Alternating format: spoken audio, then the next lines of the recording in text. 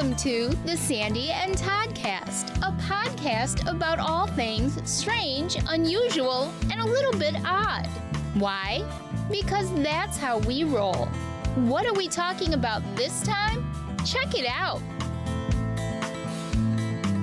Hello there, Toddcast. Hey, how are you? Good. How are you? I didn't get a 1, 2, 3, 4, 5 this week. Well, I think we overstayed our... Week 8 of the Sandy and Toddcast. I can't believe it's been 2 months of this craziness, but it's been a lot of fun, so thank you for that.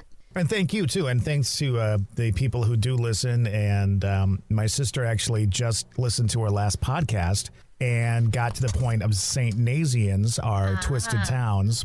And she was in the car with me when we were driving to the Elvis impersonator show, and we would and she goes, "Was that the place on the right that was far away from the road and big?" I'm like, "Yeah, that was it." She goes, "Oh, it was creepy," and I'm like, "Yep." Why didn't you ever tell me that you were, having visions or dreams or thoughts on it? I said, because when you're growing up, you keep that stuff to yourself because you think it's just a vivid imagination, and you're told things aren't real, so you just think that you're playing something out in your head, and then you come to realize that it's probably more than that. Yeah, you think, oh my gosh, I have quite an imagination. I should knock it off. And it's very personal, too. It's a very personal thing to experience some of this stuff. I can share things with you, but there's not a lot of people that I share things with. Hence the reason why most people don't even know or haven't known until we started doing this podcast, until I started joining the ghost hunting groups and ghost pubs and grub, that I sort of came out of the closet, so to speak, as far as, the abilities. Because it's a very personal thing. And you second-guess yourself a lot, and you learn. So your sister is one of our biggest fans. She loves our Facebook page. She listens to all of our episodes. She is really great. So a shout out to your sister. Thank you so much for your support. Yeah, we appreciate that.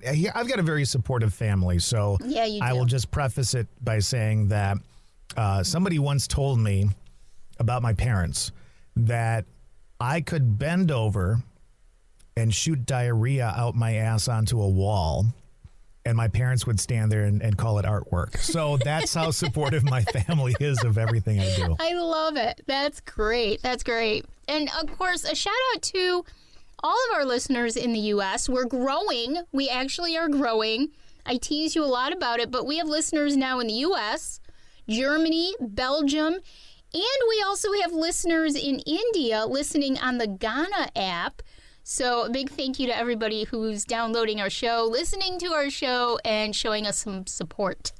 I didn't even realize there was a Ghana app, and I didn't realize that we were actually syndicating to it. So I didn't know that we were either, but maybe somebody's bootlegging it or something and making money off of our podcast. Share the money with us. That's right. Share it with us. We're going to be begging soon. We'll be on Patreon very soon, so we'll be begging for some money. But, the cool thing about Patreon is that if you do subscribe to us, we'll give you a lot of fun extra stuff that we normally wouldn't do on our regular podcast, and we'll give you some behind the scenes and a lot of fun. We're working on that right now, so that hopefully will be up very, very soon. And it's just a way to help us and support us and say, hey, we like your podcast, and we want to see you keep going with it. Well, people have to realize we're doing this for fun, but there are costs to it. There's hosting, you have to host the podcast itself. There's artwork. There's all that kind of stuff. And there is some time and effort put into it, not just us sitting down and bullshitting, but a lot of it, I do a little mix down, but everything goes to you, and then you've got to sit through and go through the whole thing and edit it. So there's some time involved, but just, the monthly costs of doing it, there is a cost to it. So when we get set up, if you give a couple of bucks, we would really appreciate it. And we'll make sure it's worth your while because we like to have a lot of fun with people, interact with people, and do some really fun stuff. So I think it'll be great. I think one of the things we're going to do on one of the levels of Patreon or whatever you want to call it is it's going to be called Sandy's Karaoke, and we're going to call it Sandyoke. And so we're going to play songs and make her sing, and then that will go exclusively to you, our supporters. I am not doing Sandyoke. It ain't happening. We'll do Toddyoke. Oh, I like that name, Toddyoke. No, I don't think so. I don't think we will do that at all.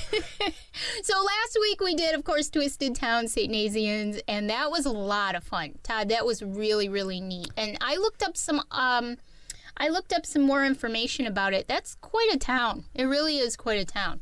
And when when you put together the YouTube video, which is another, step that she goes through, you were able to share some photos of the father that was really at the heart of the Twisted Town story. And I'm telling you, how many years was it? Like 26 or 20-something, 30 years? 26 years. Later, after they bury the guy, they open it up because they have to move him. So they open up the coffin or the box that he's in, and he looks like he could be 82 years old. Yeah. 92. I mean, he looked like he just could have passed away. It's actually it's very creepy and spooky because he really looked like he just had aged. He didn't look like he'd been underground for 26 years, and it's really creepy. And when we come out to visit you in September, I want to go. I want to check out the place. I want to see, are you able to, I'm sure it's a cemetery, so I'm sure you're able to go and visit it, right?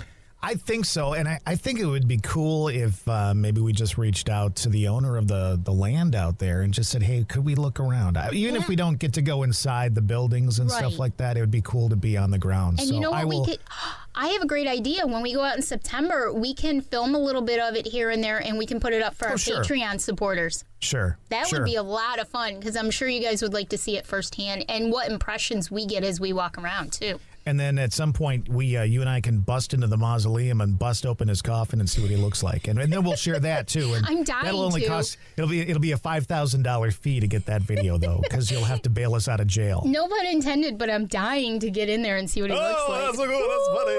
Oh, it's so funny. All right, so this week we've got a fun episode because we've got weird news coming up, and then we are also going to talk about some of the scariest movies that affected us as we were growing up and as adults. I have a couple that really creep me out as adults, and just kind of play some clips and have some fun with it. And now, weird news. Just a few pieces that I found. I love to go through the internet and look for weird things. Now, I am on Smooth 70s, streaming radio station, and so I'm always looking for some content to talk about, and I come across some of the weirdest stuff, Todd. This is the best. Now, everybody's heard of Bigfoot before. Everybody knows who Bigfoot is, Sasquatch, the abominable snowman. It's the same creature, just different areas of the world. There is a House member in Oklahoma who has introduced a bill that would create a Bigfoot hunting season. A Bigfoot hunting season. I started laughing when I saw this.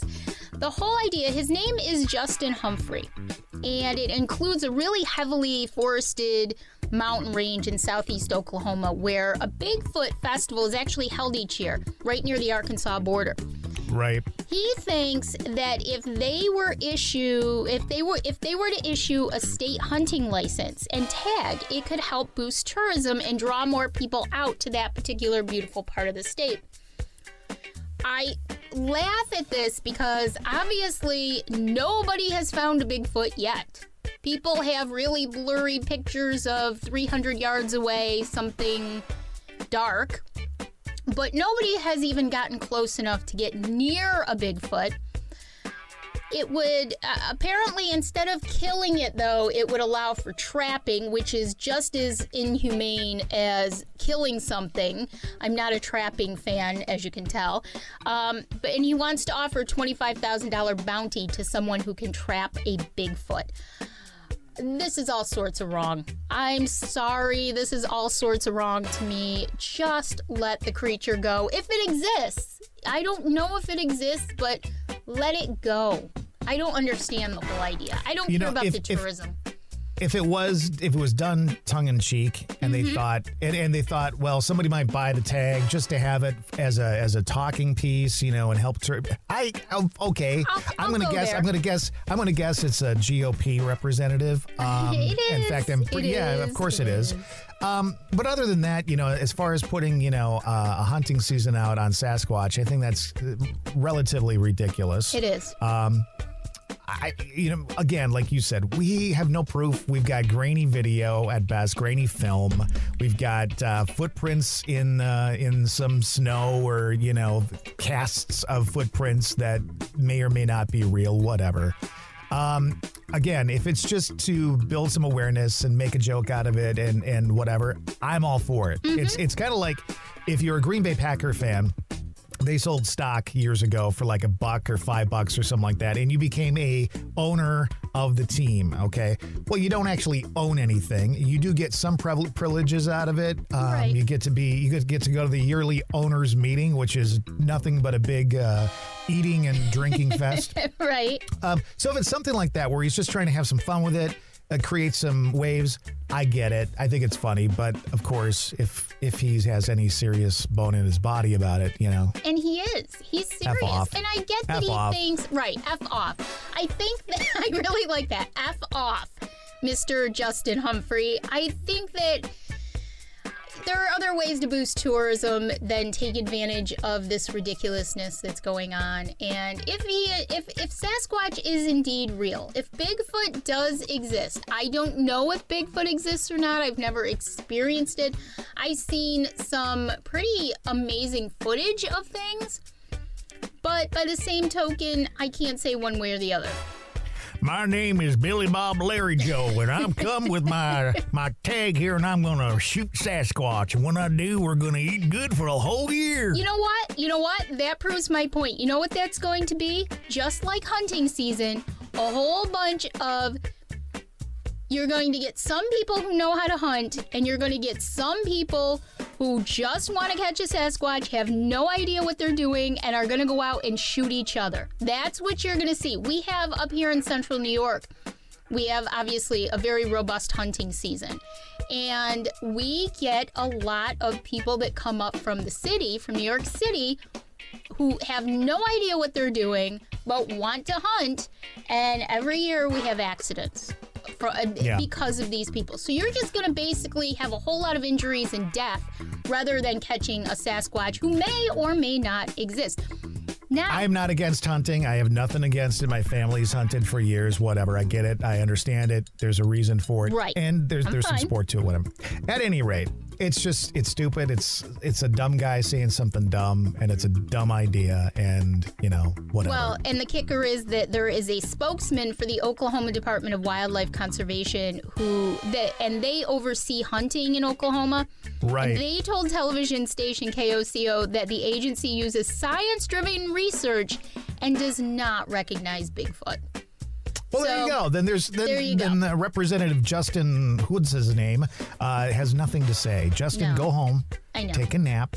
Do you think? I don't even think that would ever get passed. I just think that it's just ridiculous when we have so many other issues in the United States that we're dealing with. To bring up something like that is just a waste. Again, if he's just trying to be goofy and create some press, I love it. From that standpoint, I love it. Places that have Sasquatch festivals and stuff. That's great. I think it's great. It's fun. Sasquatch beauty pageants and, Hey, you could definitely enter that one. But at any rate, a jerk. What's the next weird news story? So this is kind of a creepy one. Fans, the movie Silence of the Lambs, yet another creepy movie that should have made our list. Maybe it can make an honorable mention because it was just creepy. Fans of Silence of the Lambs now have the chance to stay in the home that was portrayed as Buffalo Bill's home very soon. Yep. It's in Perryopolis, Pennsylvania, and it was recently sold to a man who wants to turn it into a bed and breakfast. The new owner's name is Chris Rowan, and he says that he plans to renovate parts of the home to match the film, and he's hosting a contest to choose who will be the first to spend the night there once the renovations are complete. And of course, you can enter via social media. You have to go to BuffaloBillsHouse.com through February 26th, and the winner will be announced in March. Would you do that, Todd? No, here's the thing. I love old architecture. I love old homes. So when this house went up for sale a couple of months ago, I saw the story and I had to go online and check it out. And it's an older Victorian home, right next to the railroad tracks, just like it is in the movies. And I was like, oh, this is so cool. One of the things in the stipulation of buying the house, though, is that you had to realize that in the movie, he had the pit where he kept all the women before he de-skinned them and made dresses and shit out of them, you know? Okay? The pit didn't exist. So, I mean, that was done at a different location. So if anybody was looking to buy a house with a pit so that they could, you know, throw some people down there and then get their skin, they couldn't do that. So, but it was a beautiful house. And if, honest to goodness, it's not something I would do. But if the guy can make some money off of it, I think it's fine. It's fine. And especially if he's renovating the house, I'm all for that too. So. Well, that's my point is the only reason I might stay there is, I mean, I don't really go to... Because you're freaking crazy, that's why. No. I don't go to Perryopolis, Pennsylvania very often. Stop saying poor Dave. Poor Sandy. Poor Dave. Poor Sandy. Hey, Dave, guess where we're going on vacation this year? Buffalo Bill's house. He'll go, what? Because he's not a movie person. So he'll be like, right. What? Okay, let's go. You wouldn't know the difference. But he'll be out packing the car up because that's where Sandy wants to go. She wants to stay in Buffalo Bills, and damn it, there better be a pit. Well, you know, that's my question. I think it would be hilarious if this Chris Rowan, who owns it, actually dug a pit. Can you imagine digging a pit and then staying there and like going down in the basement and seeing the pit? That would be creepy. Here's the thing. That character is kind of loosely based on Ed Gein, who is from Wisconsin. And we're going to have that in a Twisted Towns coming up. Yes. And knowing all that and the fact that there was a guy who actually had lampshades made of human skin and shit in his house. I don't know. I would not go there. I would not go there. You know what? I have grown up thinking I was so morbid. It's so nice to know that there's somebody else out there who's just as morbid as I am. I love that story. I've been fascinated with that story for years, the Ed Gein story. I read a lot about it growing up, and I think it's the psychology. I think being empathic and, being open. I think it's the need to understand the psychology of things. Yeah. And I've always been fascinated with true crime type of stories like that. So we're going to do a lot of that stuff. See, I think it's more, for me, it's not about psychology. For me, it's more, here's this small town in Wisconsin, again, you know, plain Jane little town where everybody knows everybody and they all go out to the diner and, you know, blah, blah, blah, and the hardware store on Saturday to get everything they need to fix up the kitchen or whatever. And here's this guy who's killing people and he's using skin and then has his mom, you know, this is a guy who had his mom's corpse or something like that. I don't know the exact story, but I'll find it out. Yeah. But, I mean, it's messed up. And again, Twisted Town, Plainfield, Wisconsin, beautiful little picturesque town in the middle of Wisconsin. And then there's Ed Gein. It's crazy. You know? It's crazy. Yeah. I'm very excited about, not to get too much off topic, but I'm very excited about Twisted Towns because it gives us the opportunity to really share some of this craziness that goes on right here in the United States that a lot of people don't even know about. So it's going to be a really interesting ride for us with Twisted Towns.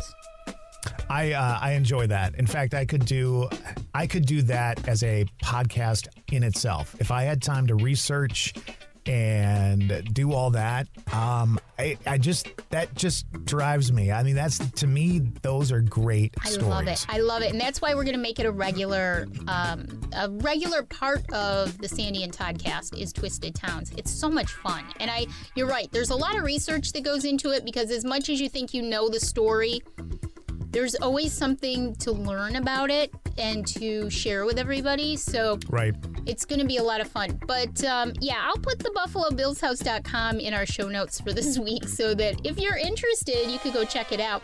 I just have one more piece of weird news that I came across. Okay. Now, several months ago, in the middle of the pandemic, being home all the time, I was perusing Facebook one day and I came across a tour company in Chicago called Mysterious Chicago. I love virtual lectures. I've always loved going to lectures anyways. I'm a big history fan. Big surprise there. And so I came across Adam Selzer. He's an author and he's a tour guide. He owns Mysterious Chicago and he's been doing it for 15 years, but with the pandemic, he hasn't been able to do any traditional tours. So he does tours on Facebook big, full-length, hour-long tours on Sunday mornings and on Thursday nights, and then every day he does a morning mini tour. And sometimes it's something as fun as he takes us all. He gets 500-600 people on his lives. He takes us along with him as he, sleds down a hill. And we all have a great time. There's Find a Grave Friday, Mural Monday, all kinds of stuff. He's a hoot, and I highly recommend it. More information in the show notes, by the way. Okay, I gotta break in, or I'll forget to say this. Number one, you're the only person that I would know that would get excited about faking a slide down a hill on a sled. It's fun. And number two, you use the term "it's a hoot," which right there just says everything you need to know about Sandy. Okay, continue now. It's a hoot. I like that saying. All right. So he's found in Chicago, and I'm sure many places in big cities across the United States, when it gets very cold and very snowy, they will shovel out a parking space. People will shovel out a parking space, and then they'll put something in the space and call dibs on it so that somebody doesn't come and take their parking space while they go to move their car or whatever, try to get their car in there. People will put things like lawn chairs, all kinds of stuff, shovels, anything they can to keep a car from parking. Well, Adam came up with this great idea, and it has gone incredibly viral. He's been on all kinds of news things.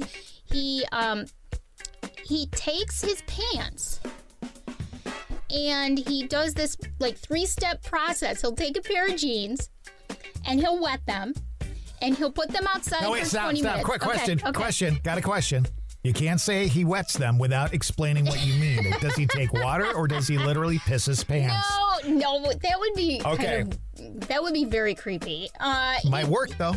It might. He wets them with water, puts them outside for 20 minutes in the frigid cold. Chicago's very cold. And then after 20 minutes, they're able to be molded into a certain shape. And he molds them into the shape of someone in his pants. And he's put them all over the city. He put them in a thing. He took it in a parking spot. He took a picture. And this has just completely taken off. And he's on all kinds of TV shows. He's been interviewed for print media, all kinds of things. And it's just hilarious. And Adam is great for coming up with interesting stuff. I actually belong to his fan group on Facebook because he's so much fun. And the people who love him are so much fun too. Is his website wetyourpants.com? I'm just wondering. No, it's not. But I wouldn't put it past him to actually come up with something like that. He's great. He's done one of his big books that he wrote was on serial killer H.H. Holmes, which I think I may do a Twisted Towns on because he did a virtual lecture on H.H. Holmes last week. And I learned a lot about H.H. Holmes that I didn't know before. People assume that they know a lot about him, but they don't. So I may actually do a Twisted Towns on H.H. Holmes in the future. That would be a really good one to do. That was weird news. All right, so this week we decided we were going to share our scary movie favorites and scenes or something from the movie that kind of allowed us to put it into that category. There are so many good spooky movies out there.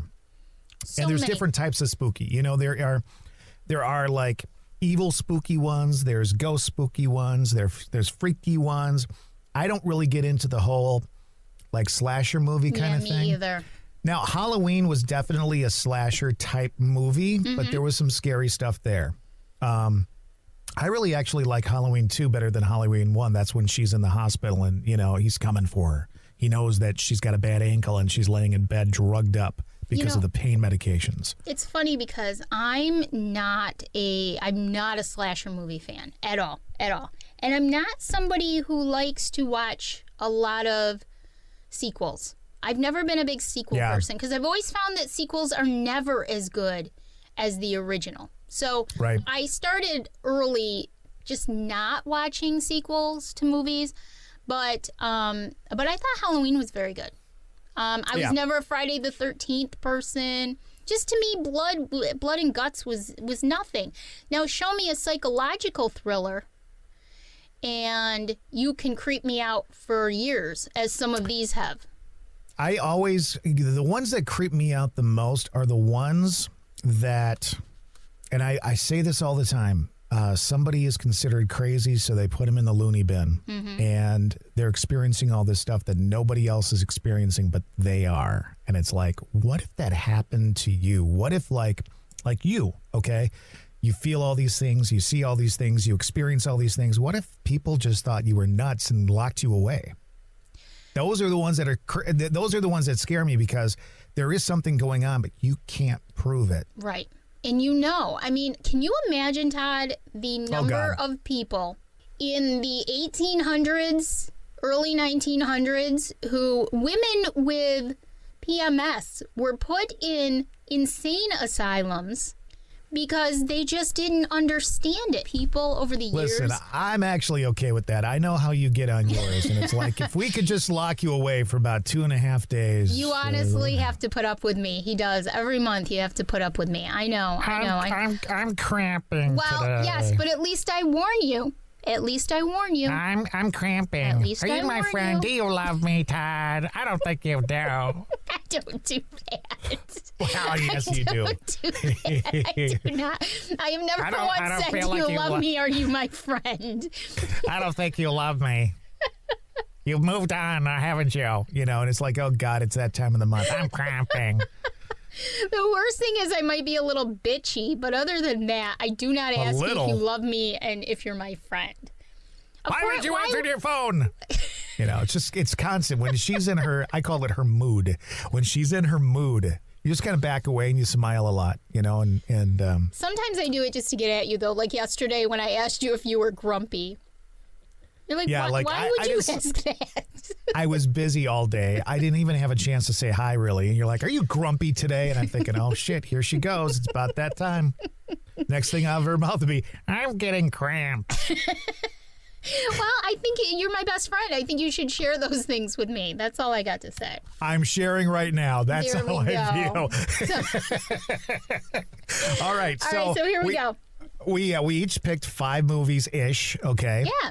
And we were supposed to pick, you know, 1 or 2 things that kind of were one of the reasons that the movie scared us. So why don't we go every other one? You start off with one.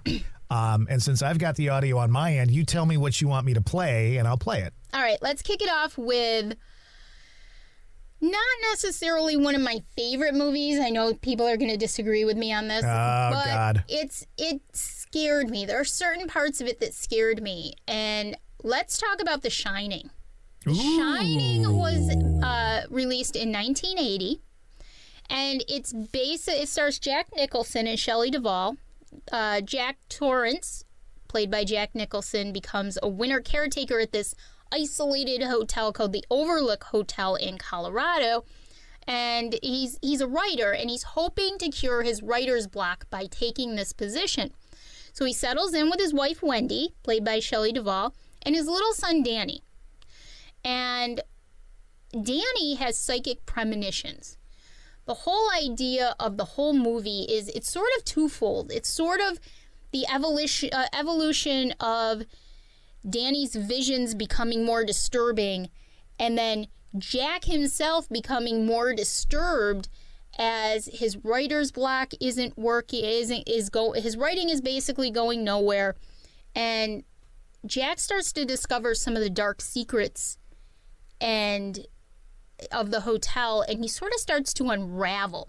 So one of the scariest parts of the movie for me was when Shelley Duvall, Wendy, is sleeping in bed one day, and Danny just starts saying red rum. Everybody remembers red rum. And it was just a very creepy scene to me. Todd, can you play that scene? Of course I can. Red rum. Red rum. Red rum. Red rum. Red rum. Red rum. Red rum. Red rum. Red rum. Stop it. Red rum. Red rum. All right, the reason why I kind of giggled was I was giggling at Shelley Duvall. Before we started doing the podcast, we were talking about this a little bit, and I said, you know, she wasn't the best actress in this movie. No, she wasn't. And she's a little, I think she actually did go crazy at some point in her life, but she's like, oh, you know, and it's like, okay, settle down, Shelley. Well, it's kind of funny because the two main characters are this little boy and his father, Jack Torrance, and she sort of plays like this supporting role, and most of her time in the movie is spent going, oh, yes. you know, and screaming. So I don't know that we could give her, you know, an Oscar for that. But and also smoking cigarettes. Remember the scene where she's smoking with the big long ash on it? Yes. You're just waiting for the ash to fall off? I know. Those are the things I concentrate on in a movie.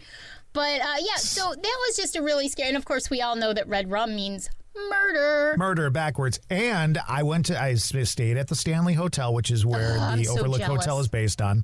And in the bar, you can order a red rum beer, which is a red beer, a red ale. So, yeah, it's so cool. Very cool. Did you have any experiences there? They say it's incredibly haunted. Well, here's what I did. I went with a well-known investigative group that's on TV, and we went in groups and stuff like that. I have to be honest that I did not experience a ton. Mm-hmm. I did have some stuff happen in the room with a K2 meter. But other than that, it was always, the group that was just here had this happen. Yeah, really? Because nothing's happening to our group. So it could have been a situation where our group just didn't have the right chemistry. Right. It's true. But it was a great time. And how many people can say they've been to that part of Colorado, Estes Park, and, you know, besides going to the Stanley, seeing, you know, elk and moose walking down the street, for God's sakes. That's actually on my bucket list. I've told Dave this several times that someday we're going to fly out to Colorado just to go to Estes Park and to stay there. And just to stay there. I think it would be amazing. But we should go out, too. We should go out with our you know, Scooby-Doo-like persona, you know, our personalities, and we should go check it out sometime and see. Is that going to be before or after you drag him out to a Buffalo Bill's house? I'm not going to stay there. And to the Sasquatch hunting you know what? thing. That movie was very creepy, but I have no interest in actually staying in that house. You know, if I would love to get to the Villisca Axe murder house. I would love to get there. But just a house that was portrayed as something in a movie, nah, not interested in it, you know? All right.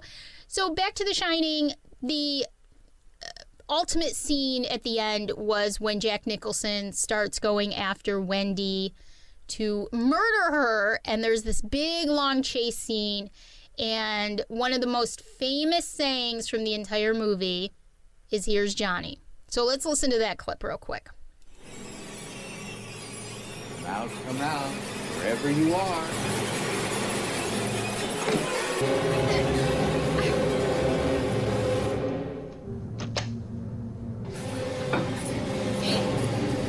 I can't get out. Get it out. I know.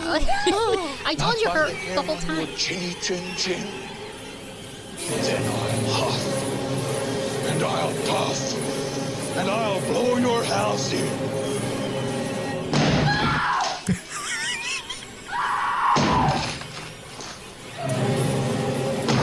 So at this point, he's taking the axe to the bathroom door. Right. She's just screaming.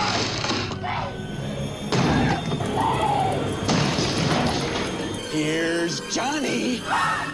And then she screams again. Yeah, and here's the thing. For anybody who doesn't know where that line comes from, it was the intro for Johnny Carson on The Tonight Show. Right. And everybody knew what "Here's Johnny" meant. But they took that line, that part of Americana, and they placed it in this situation, which was just absolutely brilliant. But yeah, she's in the bathroom. Oh, my God. Oh. It was an incredibly well-made movie. And in the end, of course, Danny and his mother escape, and we see them, you know, that's pretty much the end of the movie. But one of the scariest parts of this movie to me, and I don't know if scary is a great word, I don't know. One of the aha moments was almost Twilight Zone-ish. The picture of the partygoers at the end from 1921, I believe it was, in the hotel, and Jack Nicholson, Jack Torrance, was right smack dab in the middle of the picture. So that sort of gave me the creeps. Let me ask you this. So what's your take on that? Because I think there's a couple of ways to take it. Number one, you could take it as he was consumed by the hotel, and the picture then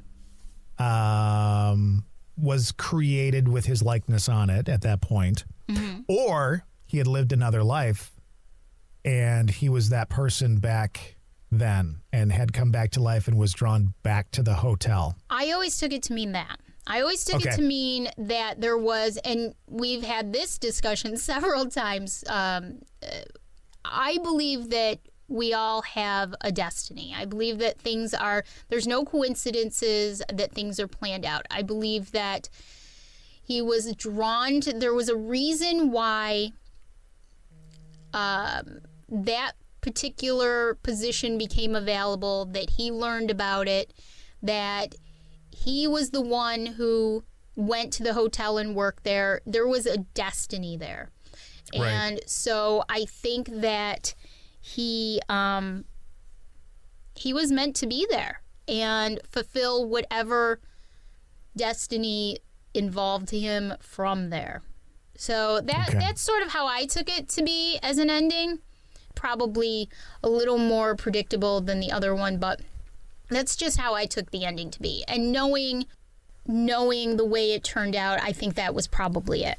That's just my take on it. The other thing that was cool about that movie to me, and I think I'm going to get this guy's name right, but there was a character played by a man named Scatman Crothers, and he was the guy who was basically teaching Danny about how to shine, and that's where The Shining came from. Yep.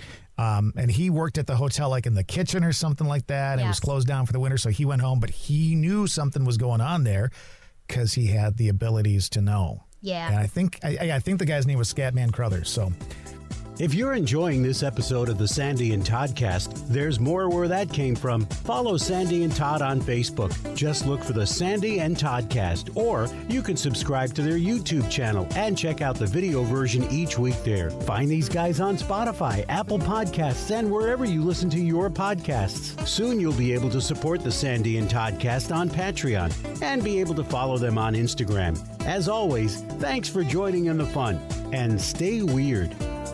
all right, can I choose one? Yeah, Do I get to choose one? Your turn. So I didn't do as much research as you. Everything that I'm going to talk about is just off the top of my head. If you don't know who does, are in the movies, you're not going to find out from me. I don't give a shit who's in the movies. But what I realized when I was putting mine together was often it was not about video for me. Right. Often it was something in the audio. And I realized that as I'm putting this stuff together, the video was important, but the audio took it over the edge for me. And the first one I want to share, I have to think here. I want to start with one. It's a newer movie. I think it came out in 2010. And it's about a haunted house. It's about a family that moves there, and there's a haunting. And the child in the house, I don't want to necessarily say is possessed, but definitely is dealing with everything that's there. This child is feeling everything that's going, and it's really focusing on this child. And the movie's called Insidious. All right, so let me set up this scene for you. This one really is kind of a dual visual and audio kind of thing. But the woman is home alone, and she already feels, she's the one in the family who feels something's not right here, but nobody else wants to believe her, Right. So she is home. Nobody else is in the house, and it's a nice summer day out. The windows are open. She is doing simple things around the house, like picking up the clothes, putting the trash in the trash can. She takes the trash outside. And just before she does that, she puts a little music on the record player.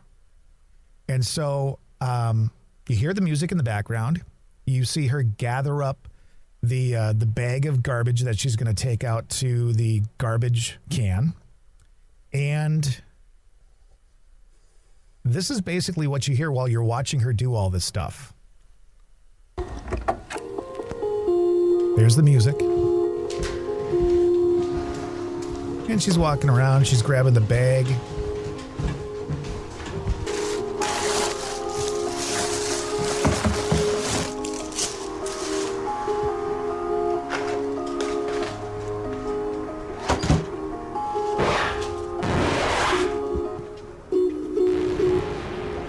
While she's outside, you can see her walking outside, and the music on the record player changes to this.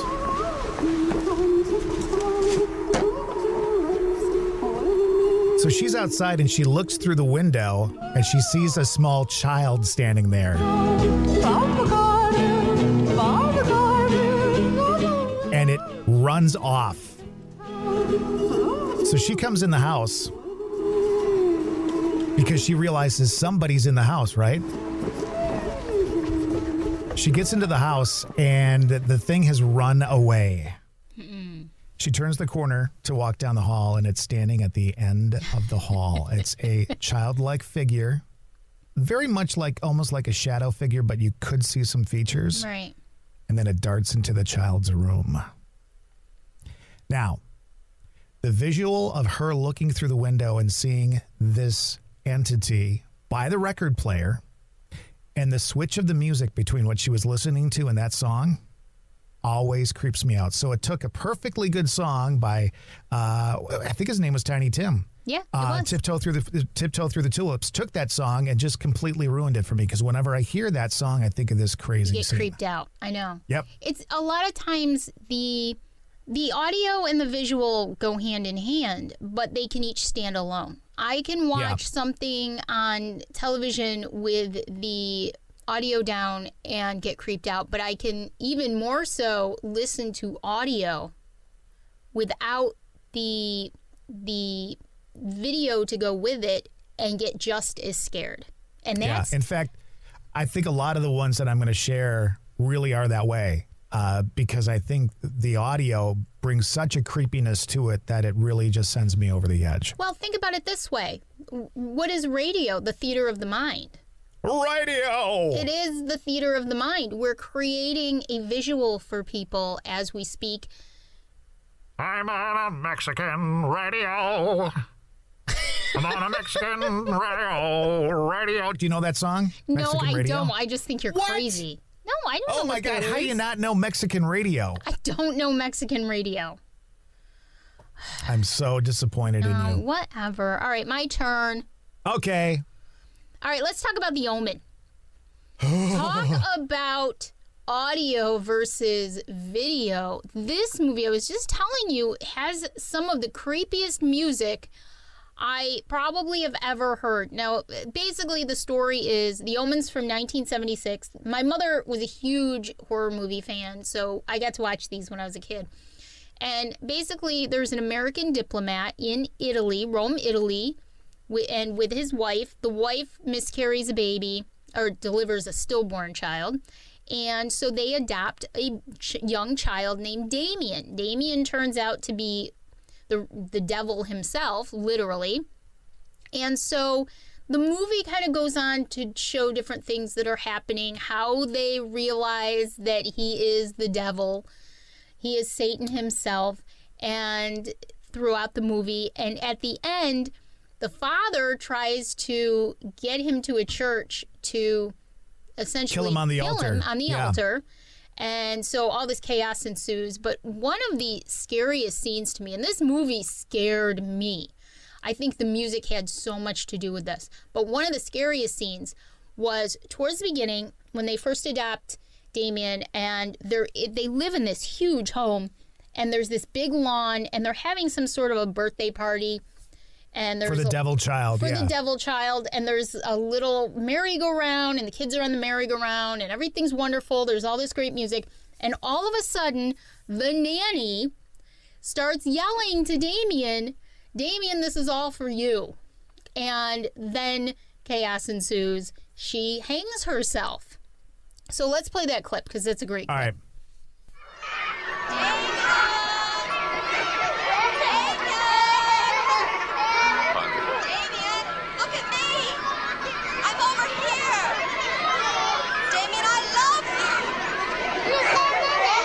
Look at me, Damien. It's all for you. And that's where she falls to her death. She hangs herself from the balcony and crashes through a window.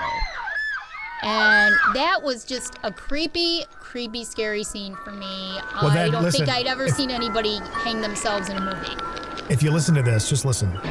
Oh, we missed it. It was literally the playground music, and you could hear the rope stretching back and forth as she swung. So again, the audio of the tinkling music from the carousel or whatever the hell it was, and the rope stretching as she swung back and forth, kills it every time. And I got to say this, because wasn't the storyline that they didn't realize the baby had died? And I'm sorry. They knew their son had passed away. Right. So, but they had to go find where they took the dead body of the baby, and then they opened it up, and it turned out to be a dog. Yes. Right? Yes.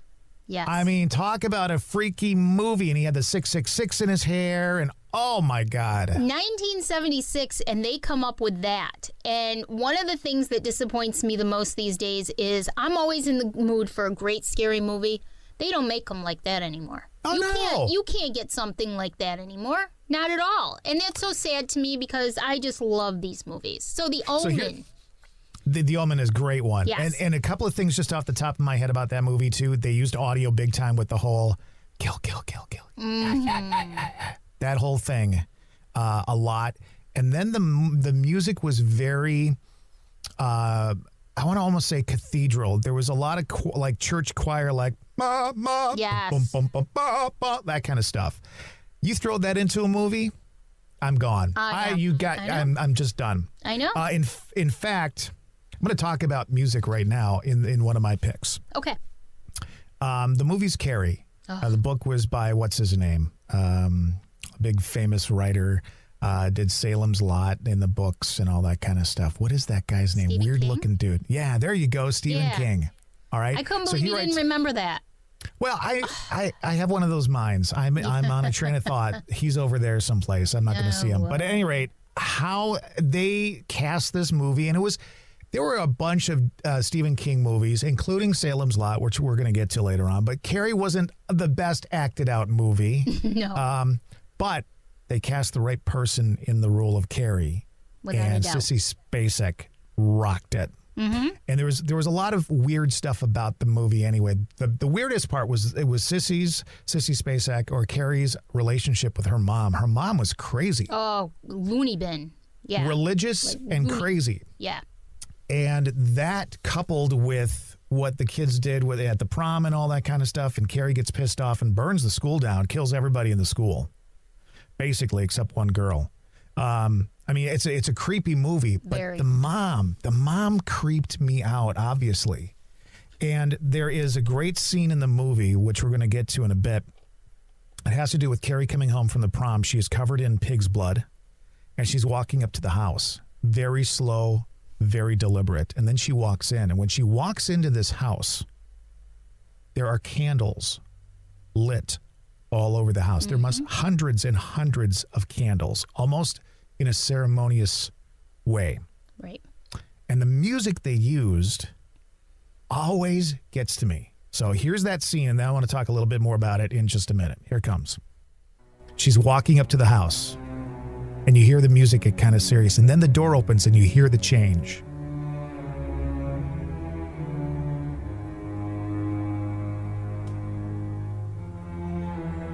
She's walking up the steps.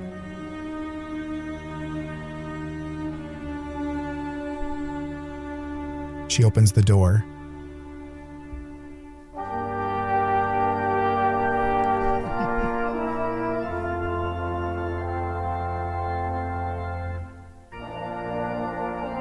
Again, very religious sound to it.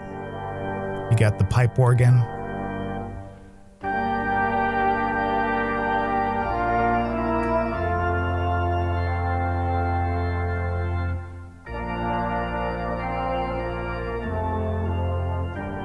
So she walks in and she's going to go take a bath because she's covered in pig's blood.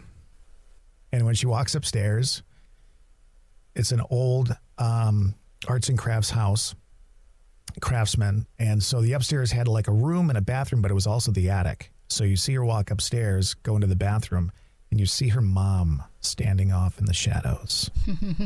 Mom lets her take a bath, and when she comes out, She tells Mom how horrible it was and everything. And Mom stabs her because Mom's going to kill her. Yep. Freaky. Here's the thing. Again, I like architecture and stuff, so I love the house. So I had to look it up online. And you can actually see there's a lot of information about which houses were used in the scenes in that movie. And the house that was used as Carrie's house, inside and out, is now gone. They demolished it, and there's now like a parking lot there.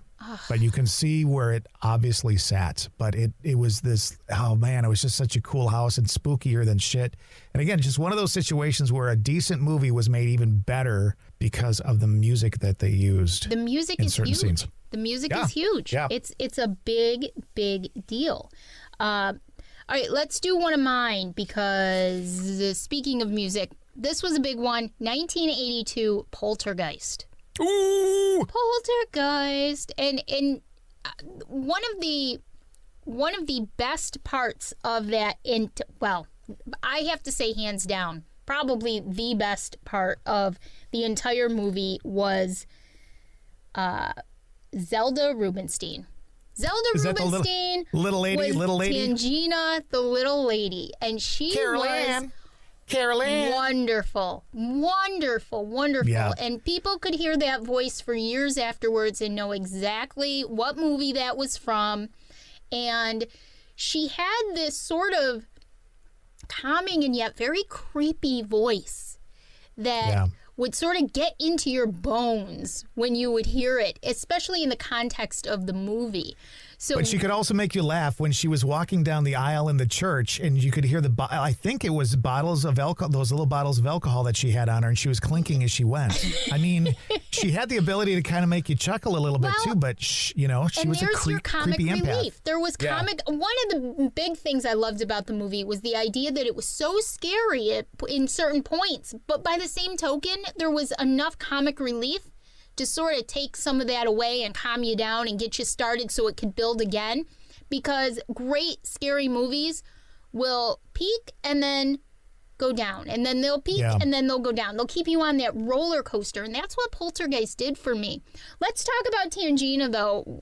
Okay. Great scene where everything has been going on and now they're ready to get Carol Ann and bring her back home and get rid of this mess once and for all. So let's play the one of Tangina. Okay, here we go. There's one more thing. A terrible presence is in there with her.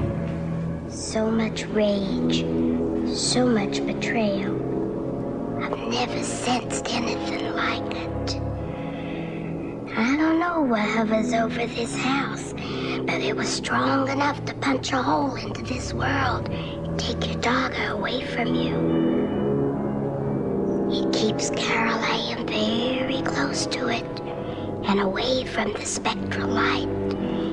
It lies to her. It says things only a child can understand. It has been using her to restrain the others. To her, it simply is another child. To us, it is the beast.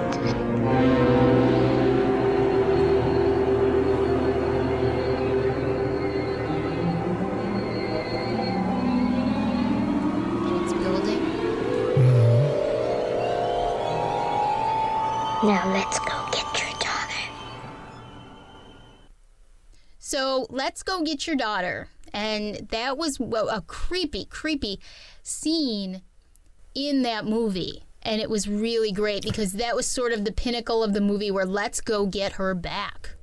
Don't you think, like, she did such a great job of portraying that character, which I think is how most people think empath and mediums and psychics really are. I mean, she took everything people feel inside about people who have those abilities and she brought it out. Like she had the sweetness, she had the weirdness, she had the voice, she had the weird look. I know the director has a lot to do with it and the producer and all that kind of stuff, the writer of the movie, But man, she just took that part and just blew it out of the water. She was great. She was fantastic. She was my favorite part of the entire movie. And of course, one of the most well-known parts was Carol Ann when she discovered that they were coming. So let's play that one really quick because I love that one too. All right.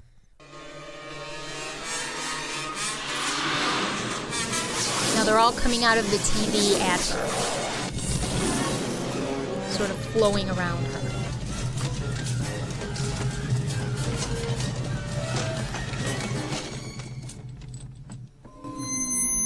They're here.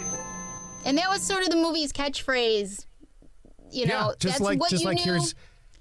here's Johnny from The Shining. Same Exactly. thing. Big one. And it scared a lot of people. It was very creepy to hear a 5-year-old, especially Heather O'Rourke, saying that. So, and then at the end of the movie, we find out that one of the main reasons why all of this was going on was because there was a cemetery. There were bodies buried. Of course. Bodies buried, very stereotypical, underneath the house.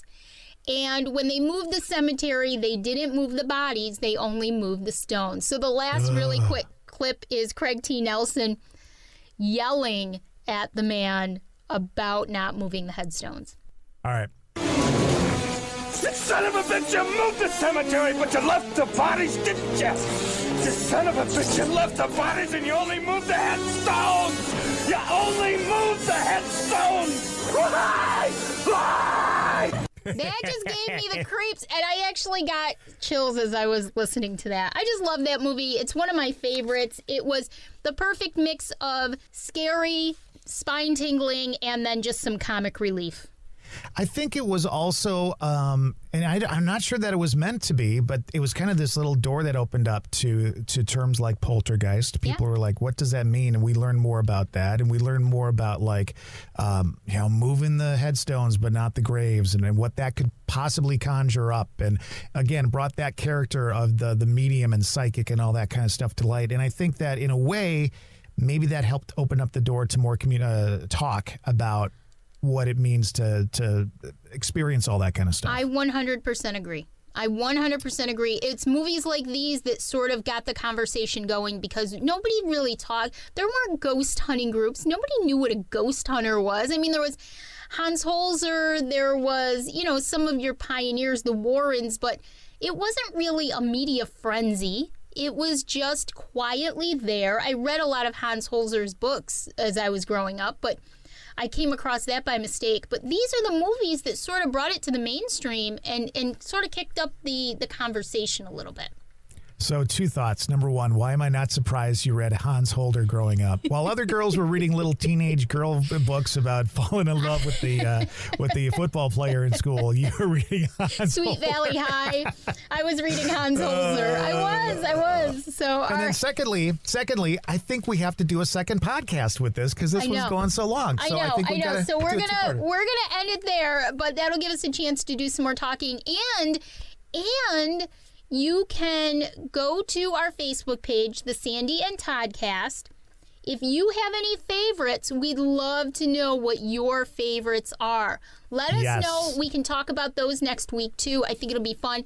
And we'll have some other fun stuff up our sleeve next week, I am sure. So check out our Facebook page, the Sandy and Toddcast. You can look for us on Spotify, Amazon/Audible, Apple Podcasts, anywhere you get your podcast. We are there. Even Ghana. In India, if you have the Ghana app, I hope I'm saying that right. I hope our listeners in India... Yeah, it means something else. If you've got the Ghana... If you've got the Ghana, I hope, you know what, if you're one of our listeners in India, not only thank you, but reach out to us and let us know what we're saying, if we're saying it correctly. And don't forget, if you're enjoying what you're hearing, please leave us a review. We'd love to get a review on any of our podcast sites so that we know that, we're making you smile a little bit and that you're enjoying what we're bringing to you. And Patreon coming very soon. Okay, now I've got something. We talked about this in the early part of the podcast, and I said we would try something called Sandyoke. So I've got a little karaoke music set up here. It's George Strait, and all my exes live in Texas, and I think you should give her a shot. Let's see what happens. Here we go. 2, 1. All my exes live in Texas. I would only do that for you, Toddcast. Only for you. Wow. I seem to remember one that you did to that song last year. I may have to find that and bring it up next week. That's why I chose that one. But I thought you could at least show me up. That was not good.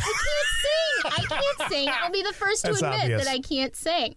So speaking of singing, though, a big, huge thank you to Dan Phillips for the use of 600 Miles as our intro and outro music. I love Dan. This song is fantastic. He does a lot of the spoken word music, sort of like a throwback to 50s. He does goth country, dark country. This is just one of my favorite songs of his.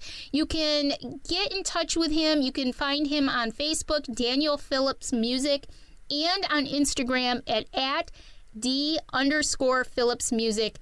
And please do. He's got lots of music out there, merchandise, and you can check him out and find out all the great songs that he does. So big thank you and shout out to Dan Phillips for his music. And if you go to YouTube each week, we put up a video version of this podcast. So I'll add pictures and all kinds of fun stuff. And at the end, when we play Dan's song 600 Miles, I add some pictures of Todd and I over the years, and we always have a good time with that. He loves to see those. No, we don't. We don't. You do. We don't. He loves to see the pictures that I put up there each and every week. So please check out our YouTube video, too, if you want to listen to the podcast and get a little visual of what we're talking about in the episode each and every week. So thank you to everybody again for listening and supporting us. And I guess we'll continue this discussion next week. Sounds good. Bye. How many more miles left in this race? How long it takes, I don't know. In the end, it ain't about the pace. It always ends at the crossroads.